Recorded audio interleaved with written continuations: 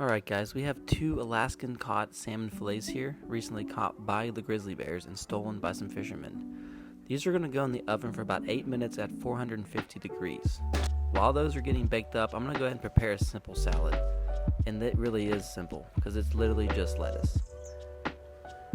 On the side here, I'm putting together a nice little homemade salad dressing made out of raspberries and some lemon and honey. It's going to get mixed up real well, and we're going to set that off to the side. Now it's time to flip these salmon fillets. That's one flip there, and let's check out the second one here.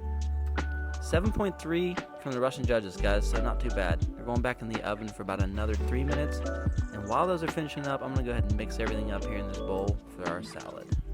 Now guys, I want you to really pay attention to this next clip here. The over-under technique while mixing it, guys. It's just, that's the way to do it. And here's the finished product, guys.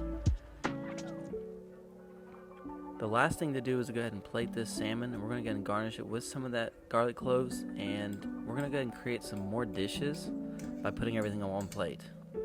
And here we have the final product, guys. It's not that hard to eat healthy.